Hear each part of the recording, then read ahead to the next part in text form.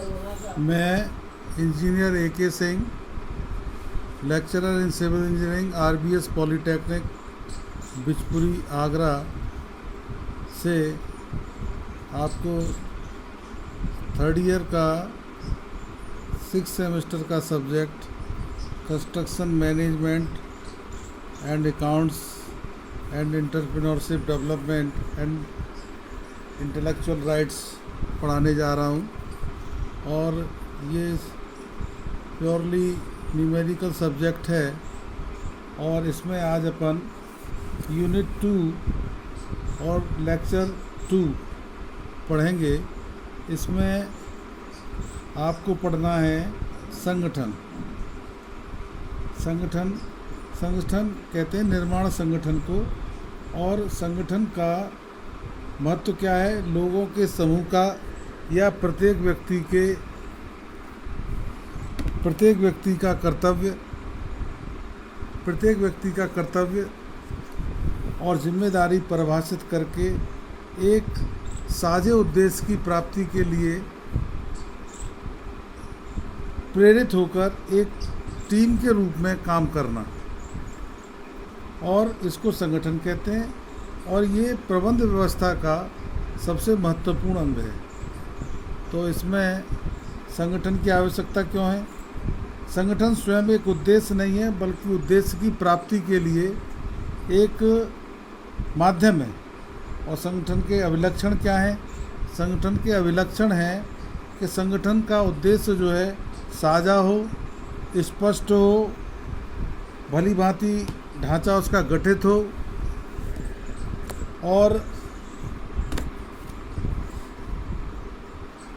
और उसका जो प्रत्येक सदस्य हो अपने कर्तव्य के प्रति जिम्मेदार हो और उसे जिम्मेदारी का ज्ञान हो।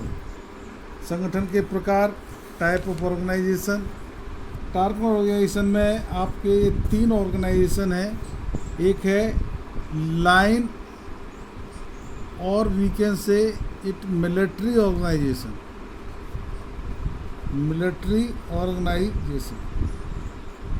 इसको हिंदी में कहते हैं रेखीय या सैन्य संगठन। इसके बाद दूसरा है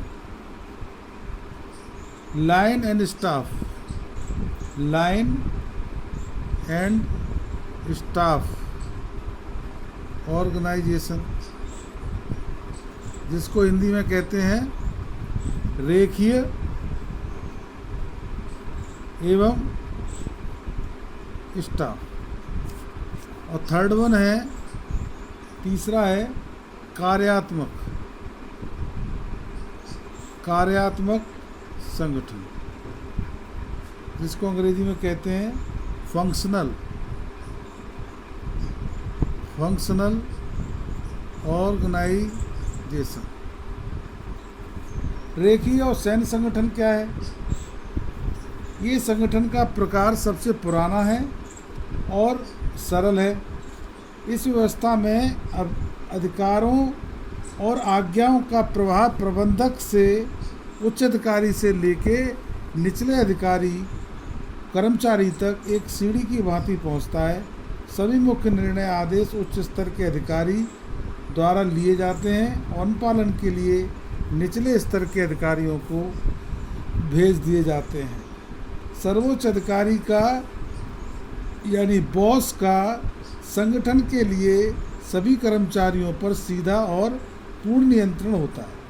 किसी भी कार्य की सफलता विफलता के लिए पूर्ण रूप से उत्तरदायी होता है।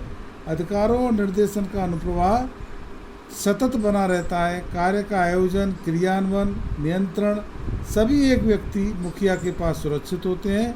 अधीनस्थ कर्मचारियों की अपने उच्च अधिकारी के सापेक्ष अपनी स्थिति का भान रहता है। इस कारण संगठन में एक अच्छा अनुशासन बना रहता है, कार्य शीघ्र निपट जाता है। और रेखीय संगठन में जिम्मेदारी स्पष्ट रूप से निर्धारित की जा सकती है। किसी कर्मचारी का समन्वय न मिलने पर उसे आसानी से बदला जा सकता है। सैन्य संगठन को वर्तमान सैन्य व्यवस्था से भ्रमित नहीं होना चाहिए। क्योंकि परिस्थितियों के कारण पुराने संगठन में काफ़ी बदलाव आया है। रेखीय संगठन के गुण दोष क्या हैं?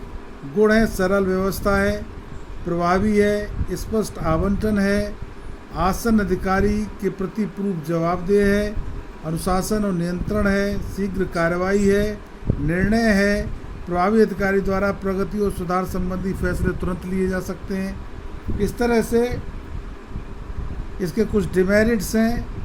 एक तो ये है कि संगठन के मुख्य अधिकारी की सफलता और क्षमता विवेक पर ही संगठन की सफलता निर्भर करती है। दक्षता, अधिकार प्राप्त व्यक्ति पर कार्य का अधिक बोझ होता है, सभी निर्णय उसी को लेने होते हैं, इस कारण उसकी दक्षता प्रभावित होती है। परामर्श, इस स्थिति में विशेषज्ञों की सलाह के लिए कोई स्थान नहीं है। यह व्यवस्था छोटे संगठनों के लिए उपयुक्त ठीक रहती है। लचीलापन, यह एक दृढ़ संगठन पद्धति है, परिस्थिति के अनुसार अनुरूप ढालने के लिए इसमें लचीलापन नहीं है। निर्देश, संगठन के निचले स्तर तक निर्देश अनेक व्यक्तियों से होते हुए पहुंचता है। संचार व्यवस्था ठीक न होने के कारण अनेक बार निर्देश निचले स्तर तक पहुंचते पहुंचते अस्पष्ट और भ्रमित हो सकते हैं। पक्षपात, क्योंकि अधिकार एक ही व्यक्ति के पास रहता है तो वो पक्षपात कर सकता है। रेखीय संगठन के गुण और दोष। पहला है, गुण में पढ़ रहे थे अपन। पहला गुण है ये सरल व्यवस्था, दूसरा प्रभावी, तीसरा स्पष्ट आवंटन, आसन अधिकारी के प्रति जवाबदेह, इमीडिएट ऑफिसर एक ही होता है, उसके प्रति पूर्णतः जवाबदेह होता है। अनुशासन, शीघ्र कार्रवाई,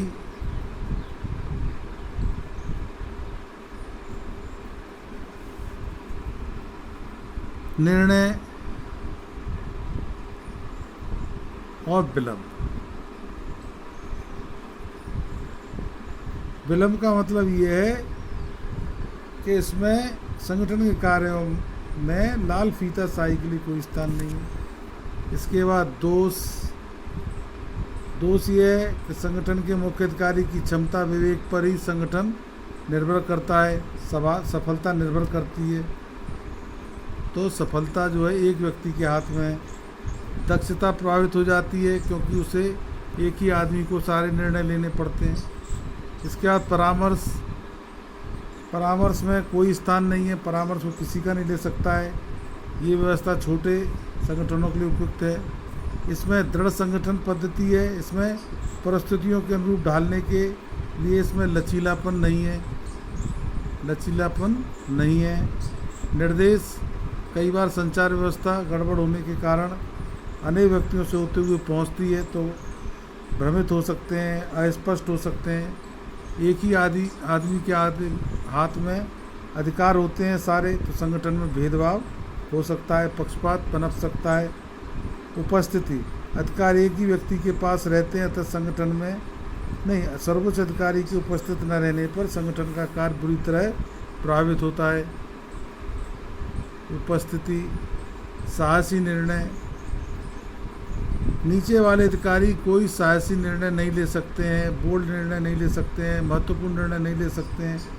इसके बाद है रेखीय निर्णय, रेखीय और स्टाफ संगठन, रेखीय एवं स्टाफ। ये रेखीय एवं विशेषज्ञ संगठन है। ये कैसा संगठन है? रेखीय और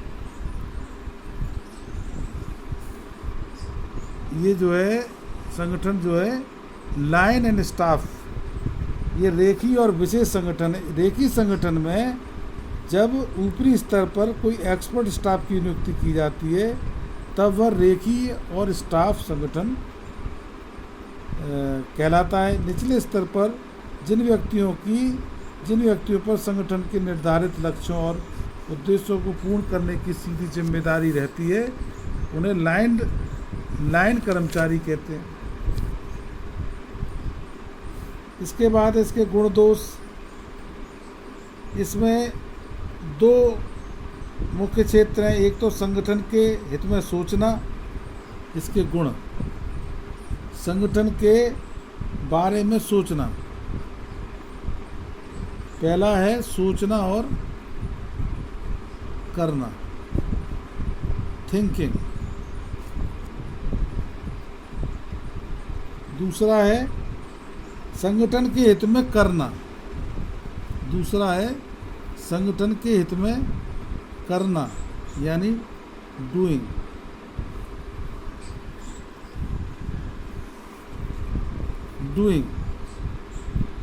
उत्तम कार्य होता है इसमें। दूसरा है इस संगठन में विशेषज्ञों की सेवा निर्माण के प्रत्येक चरण पर ली जाती है, इसलिए उसमें उत्तम कार्य हो पाता है। उत्तम कार्य, जटिल समस्याएं अगर इसमें आती हैं रेखीय स्टाफ संगठन में, तो अधिकारियों का कार्यभार सरल हो जाता है, क्योंकि सभी जटिल समस्याएं विशेषज्ञों के पास भेज दी जाती हैं। अवसर, इस संगठन में योग्य और परिश्रमी अधिकारियों को आगे आने के, उन्नति के अधिक अवसर मिलते हैं।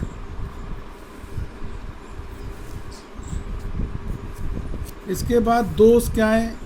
विशेषज्ञ केवल परामर्श दे सकते हैं और उसका संगठन पर कोई प्रशासकीय अधिकार नहीं होता है। भ्रम, रेखी कर्मचारियों तथा स्टाफ के परस्पर और अधिकार स्पष्ट नहीं होते हैं। इस कारण दोनों वर्गों में कई बार कार्य संबंधी भ्रम उत्पन्न हो जाता है।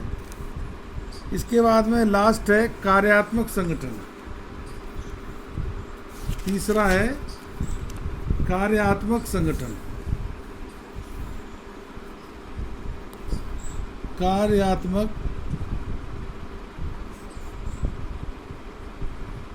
संगठन, फंक्शनल ऑर्गेनाइजेशन। ऊपर वर्णित रेखीय और स्टाफ संगठन में स्टाफ विशेषज्ञों का कार्य विशेष राय प्रदान करने का होता है, पर व्यवहार में ये लोग संगठन में अपने को महत्वपूर्ण बनाए रखने के लिए रेखीय कर्मचारियों के प्रतिदिन के कार्य में हस्तक्षेप करने लगते हैं। इससे स्टाफ और रेखीय कर्मचारियों में तनाव उत्पन्न हो जाता है।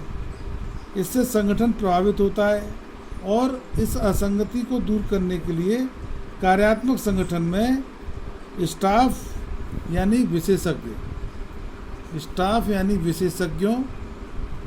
विशेषज्ञों और रेखीय कर्मचारी तथा रेखीय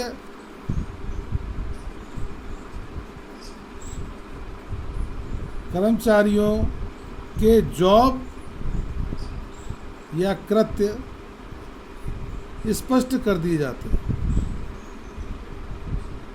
स्पष्ट कर दिए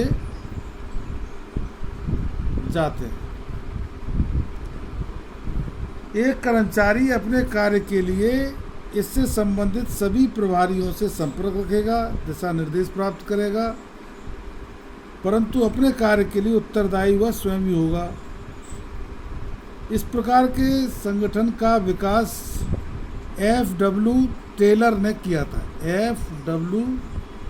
टेलर ने किया था। इस व्यवस्था में श्रमिक भिन्न भिन्न कृत्यों के लिए अलग अलग प्रभारी के अधीन होते हैं और आवश्यक निर्देश प्राप्त करते रहते हैं। इस प्रकार प्रत्येक क्षेत्र में दक्षता प्राप्त की जा सकती है। इस व्यवस्था में निचले श्रमिक स्तर पर अनुशासन की समस्या सामने आती है, क्योंकि एक व्यक्ति के कई बॉस हो जाते हैं। कार्यात्मक संगठन के गुण दोष: कृत्य की स्पष्टता, परस्पर सहयोग, मार्गदर्शन, दक्षता, पहचान, कार्य संपन्नता, ये इसके गुण हैं। अनुशासन, डिमेरिट्स में आइए। अनुशासन निचले स्तर पर यह स्पष्ट नहीं होता है कि कब कौन सा प्रभारी है। समन्वय व्यवस्था समस्या, संगठन में समन्वयी समस्या उत्पन्न हो सकती है क्योंकि एक कर्मचारी के कई अधिकारी होते हैं। टकराव, रेखी कर्मचारियों की स्थिति प्रभावित होती है, कृत्यों का टकराव होता है। जिम्मेदारी निर्धारण, कार्य का स्तर गिरने पर जिम्मेदारी निर्धारित करने में दिक्कत आती है। जटिल, यह एक जटिल संगठन है, छोटे संगठन के लिए उपयुक्त नहीं है। निर्माण उद्योगों के लिए उपयुक्त संगठन, निर्माण उद्योग के लिए उपयुक्त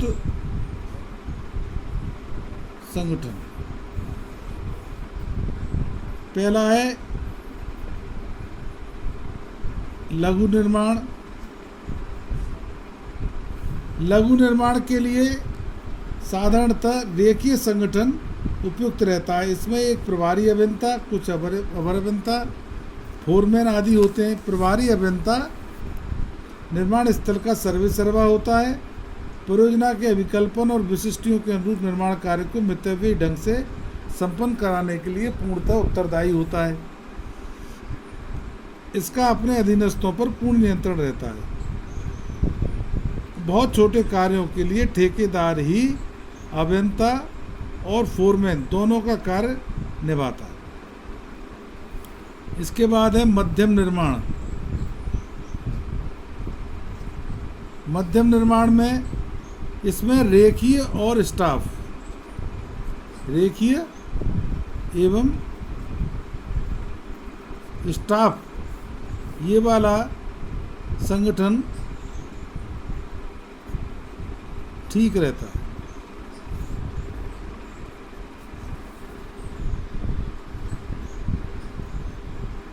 प्रबंधक और मुख्य अभियंता विशेषज्ञों रूप में, प्रबंधक और मुख्य अभियंता और विशेषज्ञों रूप में आर्किटेक्ट और अभिकल्प अभियंता, लेखाकार, प्रशासनिक अधिकारी इत्यादि की सेवाएं प्राप्त करता है। रेखी कर्मचारियों के रूप में स्थल अभियंता, अधिदर्शक, फोरमैन, अधिदर्शक, सुपरवाइजर, फोरमैन आदि की भी नियुक्ति करता है जो स्थल पर वास्तविक निर्माण संपन्न करते हैं। स्थल कर्मचारियों को विशेषज्ञों के निर्देशों का अनुपालन करना हो। इसके बाद है भारी निर्माण। भारी निर्माण में रेखी और स्टाफ और क्रियात्मक दोनों, किसी भी एक को मिले दो या दोनों के मिले जुले रूप वाला संगठन अपनाया जा सकता है। दोनों जो है चल सकते हैं इसमें। या तो आप चलाइए रेखीय एवं स्टाफ संगठन,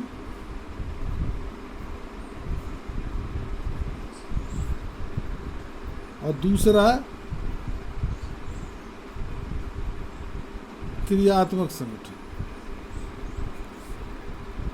अपनाए जा सकते हैं। बड़े निर्माण पर सैकड़ों लोग काम करते हैं।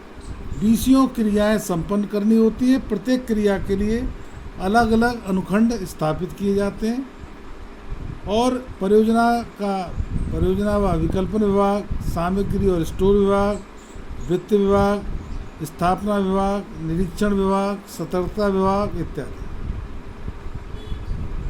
और जिनकी सहायता के लिए इंजीनियर और प्रत्येक अनुखंड का एक प्रबंधक के अधीन होता है, जिसकी सहायता के लिए इंजीनियर, अधिदर्शक, फोरमैन, कुशल और अकुशल श्रमिक रहते हैं।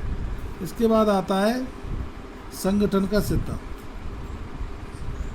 संगठन के सिद्धांत किसी उद्देश्य की प्राप्ति के लिए, किसी उद्देश्य की प्राप्ति के लिए संगठन बनाया जाता है। संगठन प्रभावकारी है अथवा नहीं, यह इसके उद्देश्य के प्राप्त होने पर ही ज्ञात होता है। फिर भी संगठन को प्रभावकारी बनाए रखने के लिए कुछ मूलभूत सिद्धांत का पालन आवश्यक होता है। यह सिद्धांत है, पहला है नियंत्रण का विस्तार। नियंत्रण का विस्तार। दूसरा है आदेशों या कमांड में समरूपता। तीसरा है प्राधिकार एवं जिम्मेदारी का हस्तांतरण, जिसको कहते हैं, तो नियंत्रण का अधिकार का मतलब है स्पान ऑफ कंट्रोल और मैनेजमेंट। आदेश और कमांड में समरूपता मीन्स यूनिटी ऑफ कमांड। प्राधिकार और जिम्मेदारी का हस्तांतरण का मतलब है delegation of authority and responsibility.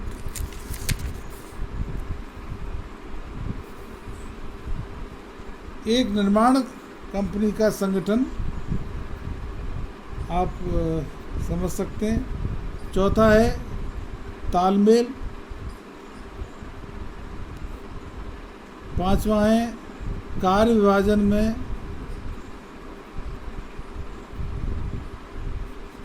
विभाजन में समरूपता। छठवां है जॉब की परिभाषा।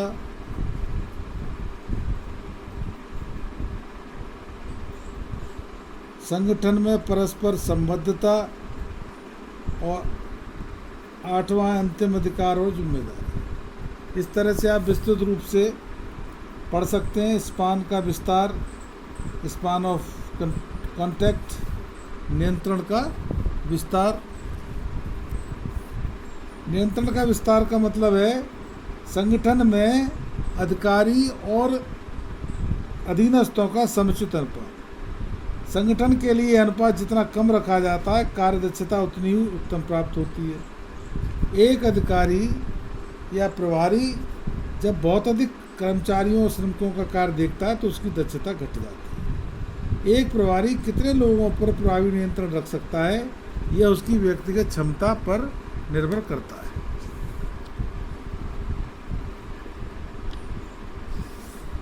इसके बाद आदेशों में समरूपता। आदेशों में समरूपता, यूनिटी ऑफ कमांड। संगठन के ढांचे में किसी भी अधीनस्थ का एक आसन अधिकारी होना चाहिए। क्या? किसी भी अधीनस्थ का एक ही आसन अधिकारी होना चाहिए ताकि निर्देश और आज्ञा प्राप्त करने में कोई भ्रम उत्पन्न न हो, अनुपालन के लिए विघ्न न पड़े।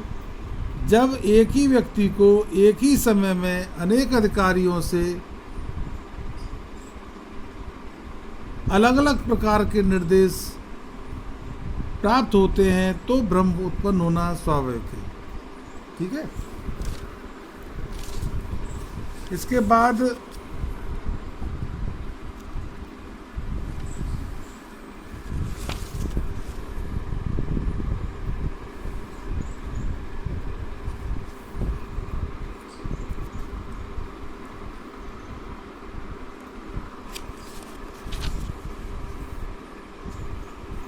प्राधिकार और जिम्मेदारी का हस्तांतरण।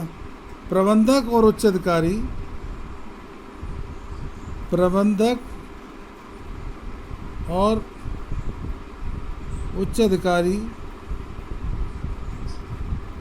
के सभी कार्य स्वयं नहीं कर पाता,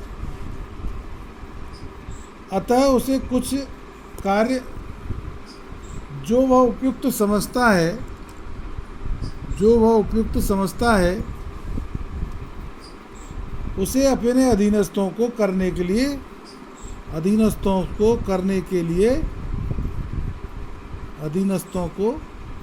सौंप देता है।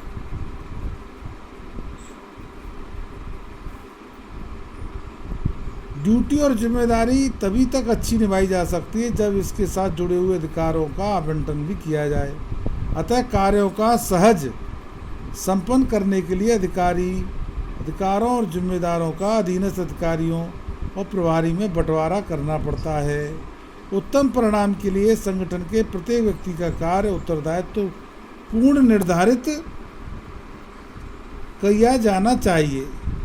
तालमेल तालमेल तालमेल होना चाहिए। अभी हम पढ़ रहे थे, संगठन के सभी अनुभागों में आपसी तालमेल होना चाहिए।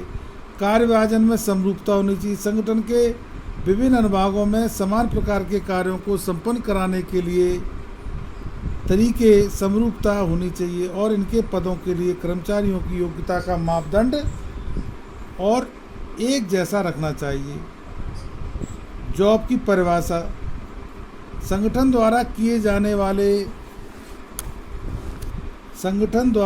यह जॉब की परिभाषा, संगठन द्वारा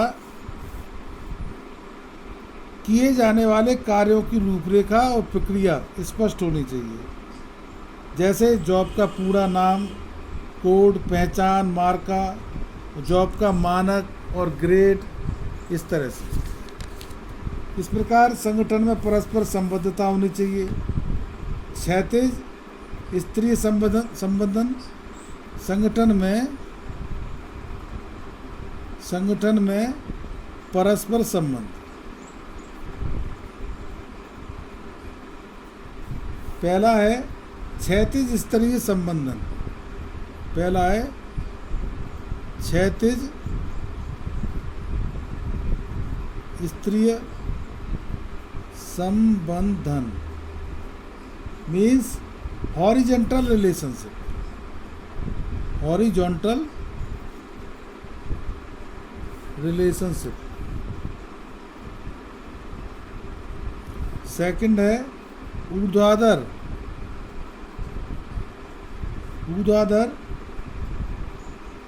स्तरीय संबंध, वर्टिकल रिलेशन।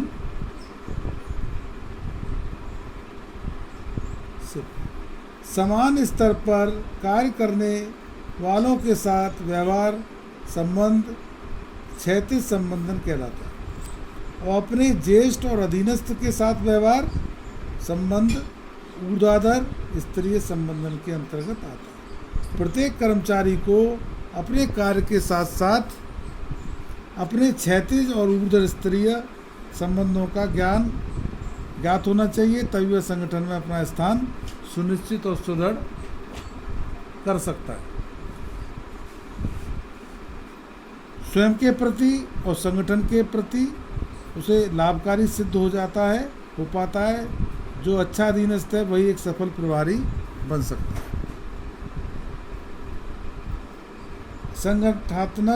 संगठन सुधारने के उपाय, सभी श्रमिकों कर्मचारियों के साथ समान व्यवहार किया जाए। इसके बाद है अंतिम अधिकार और जिम्मेदारी, अल्टीमेट अथॉरिटी और रिस्पॉन्सिबिलिटी।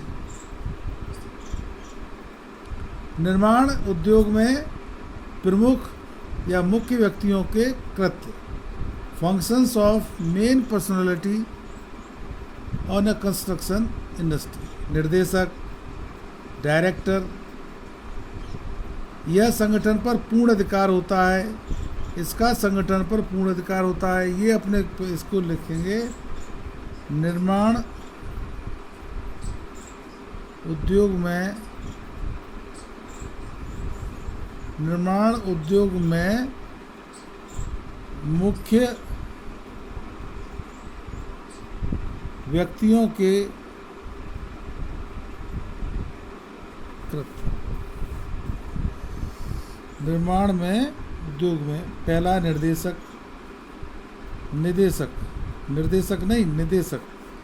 इसको कहते हैं डायरेक्टर। इसका संगठन पर पूर्ण अधिकार होता है। यह अपने कार्यों के लिए बोर्ड ऑफ डायरेक्टर्स रखता है। निदेशक मंडल, बोर्ड ऑफ डायरेक्टर्स, और स्वामी के प्रति उत्तरदायी होता है। ये जो बोर्ड ऑफ डायरेक्टर्स है ये स्वामी यानी कि मालिक के प्रति उत्तरदायी होते हैं। इनके द्वारा पारित नीतियों की क्रियान्वित कराता है। और दूसरा है मुख्य अभियंता। मुख्य अभियंता या प्रबंधक चीफ इंजीनियर या मैनेजर यह संगठन में उच्च तकनीकी अधिकारी होता है जो निर्माण अथवा उत्पादन की सभी संक्रियाओं को भली भांति परिचित होता है और इसका संचालन सुनिश्चित करता है। इसके बाद public relation officer. Public relation officer. इसके बाद साइट इंजीनियर।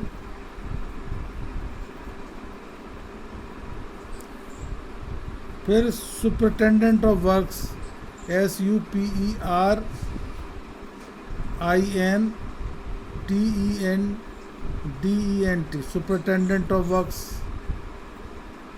मतलब निर्माण अधीक्षक। इसको हिंदी में कहते हैं निर्माण अधीक्षक। चार्टवा है स्टोर ऑफिसर्स, स्टोर ऑफिसर, कार्यालय अधीक्षक, ऑफिस सुपरिटेंडेंट। कार्यालय स्टोर ऑफिसर मतलब भंडार अधिकारी। कार्यालय अधीक्षक यानी कि ऑफिस सुपरिटेंडेंट। और आठवां और लास्ट है फोरमैन। इसके बाद है अभिप्रेरणा और मानव संबंध। अभिप्रेरणा क्या है? अभिप्रेरण का मतलब है मोटिवेशन। मोटिवेशन का मतलब है किसी व्यक्ति को कोई विशेष कार्य के लिए करने के लिए प्रेरित करना। संगठन में एक प्रभारी को अपने अनेक कर्मचारियों और श्रमिकों से निर्धारित लक्ष्य की प्राप्ति के लिए कार्य लेना होता है। इसके लिए उसे मानसिक शारीरिक तौर पर पूरी तरह तैयार करना होता है, उन्हें उत्साहित करना होता है, उनमें जोश भरना होता है, तभी कोई कर्मचारी और श्रमिक अपनी पूरी क्षमता और प्रतिभा से इस कार्य में जुटता है। अभिप्रेरण के लाभ, मूलभूत आधार है ना। इसके बाद है प्रलोभन। प्रत्येक कर्म इंसेंटिव किसी कर्मचारी या श्रमिक को उत्पादन बढ़ाने के लिए सामान्य कार्य प्रगति से अधिक कार्य प्रगति दिखाने के लिए तैयार किया जाता है।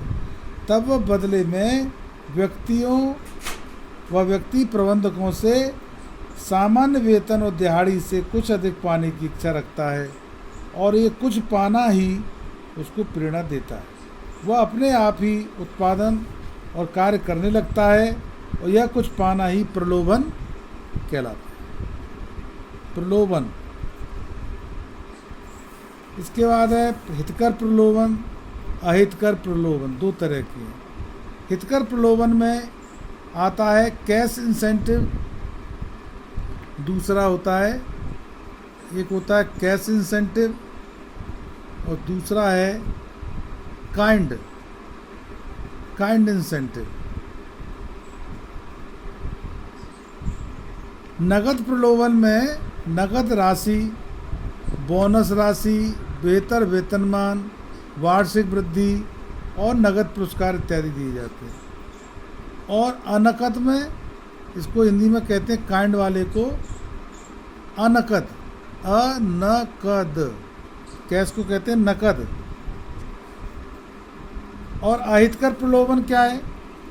अहितकर प्रलोभन है के प्रलोभन दंड के रूप में होता है, कर्मचारी और श्रमिक को सुधारने के लिए, उसमें भय उत्पन्न करने के लिए, है ना, और कार्य के प्रति जिम्मेदारी न समझने पर या संतोषजनक काम न करने पर उसको नेगेटिव इंसेंटिव दिया जाता है। यह वार्षिक वृद्धि पर रोक, स्थानांतरण, जुर्माना या पदच्युति यानी डिमोशन, शारीरिक दंड, सामाजिक बहिष्कार इत्यादि के रूप में दिया जाता है। इसके बाद है ह्यूमन रिलेशन, मानव संसाधन। मनुष्य एक सामाजिक जीव है। वह अपनी इच्छाओं की पूर्ति के लिए और जीवन में सुख दुख में अन्य मनुष्यों की सहानुभूति, सहायता और सहयोग पाने के लिए इस समाज की रचना की है। इसे समाज की आवश्यकता है। समाज में भी उसके बगैर कोई अस्तित्व नहीं रखता। समाज में रहते हुए मनुष्य एक दूसरे के संपर्क में आते हैं। एक दूसरे व्यक्ति से विभिन्न परिस्थितियों में किस प्रकार व्यवहार करता है, यह मानव संबंधन कहलाता है। मानव संबंध, इसको कहते हैं ह्यूमन रिलेशन। इसकी आवश्यकता, आप बहुत आसान टॉपिक है, पढ़ सकते हैं, समझ सकते हैं। मानव संसाधन को, संबंधन को प्रभावित करने वाले कारक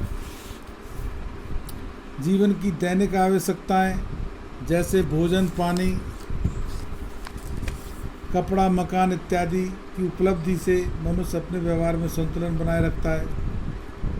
व्यक्तिगत सम्मान की प्राप्ति, जॉब की सुरक्षा हो, संगी सहयोगियों की आवश्यकता हो, उत्साहित बर्ताव हो और अनुभव हो। मानव बर्ताव में सुधार के तरीके, कल्याणकारी सुविधाएं होनी चाहिए। श्रमिकों को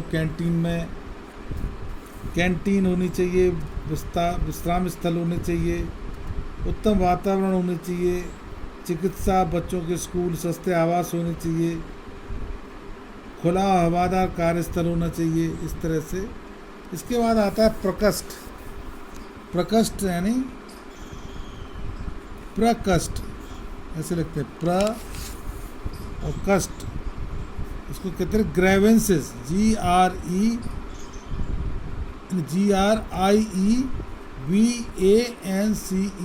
ग्रीवेंसेस। जब श्रमिकों को यह अनुभव होने लगता है कि प्रबंधक उसे उसके श्रम का उचित मूल्य नहीं दे रहा है, उससे उचित मानवीय व्यवहार नहीं कर रहा है अथवा उसे अनावश्यक रूप से पीड़ित किया जा रहा है, तो वह प्रकोष्ठ का शिकार होता है। वह शिकायत करता है, उसकी शिकायत की उचित सुनवाई नहीं होती है और उसके बाद वो हतोत्साहित हो जाता है। ग्रीवेंसेस के कारण क्या है? प्रभारी द्वारा कार्य के आवंटन में भेदभाव हो, काम के घंटों में भेदभाव हो, प्रबंधकों द्वारा वेतन और मजदूरी में भेदभाव हो, छुट्टी और पदोन्नति में निर्धारित प्रणाली का पालन न हो, किसी विशेष श्रमिक को अनावश्यक रूप से फेवर करना, श्रमिकों पर कठोर व्यवहारिक नियमों का लागू करना, इस तरह से और भी कई कारण हैं। इसके बाद है प्रकोष्ठ निवारण, मतलब handling of grievances. Handling of grievances. प्रकोष्ठ हस्तन के लिए निम्नलिखित प्रक्रिया अपनाई जाती है। शिकायतकर्ता के प्रति प्रबंधक और प्रभारी का दृष्टिकोण सहानुभूति पूर्वक होना चाहिए। निर्माण कर्मियों में संबंधन, relations between construction staff, relation between construction staff. इसमें पहला है अधिकारी और ज्येष्ठों से संबंध। पहला आता है रिलेशंस विद सीनियर्स, फिर रिलेशंस विद कलीग्स, COLLEAGUES,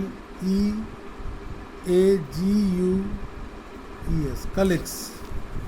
इसके बाद है अधीनस्थ और जूनियर से सबऑर्डिनेट्स, रिलेशंस विद सबऑर्डिनेट्स,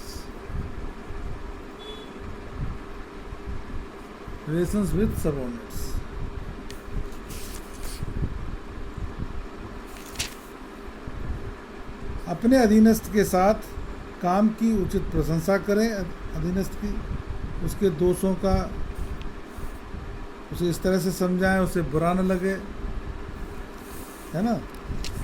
और इसके बाद इसमें परीक्षा में जो पूछा जाता है, संगठन के सिद्धांतों का संक्षेप में वर्णन करें, संगठन कितने प्रकार का होता है उदाहरण सहित वर्णन करें, रेखीय संगठन का विस्तृत वर्णन करें, और मानव प्रबंधन को संबंधन को प्रभावित करने वाले कारकों पर चर्चा करें। इसके साथ ही ये यूनिट 2 और लेक्चर 2, यूनिट 2 ये था, यूनिट 2 और लेक्चर 2, ये आपकी टेक्स्ट बुक में जो आप पढ़ रहे हैं, चौथा चैप्टर है संगठन के नाम से, इसे पढ़ लीजिए। इसकी PDF में भेज दूंगा, किताब में तो ये बहुत डिटेल दिया हुआ है। इसके बाद 5वां चैप्टर निर्माण स्थल प्रबंधन, कंस्ट्रक्शन साइट मैनेजमेंट, अगली यूनिट 3 में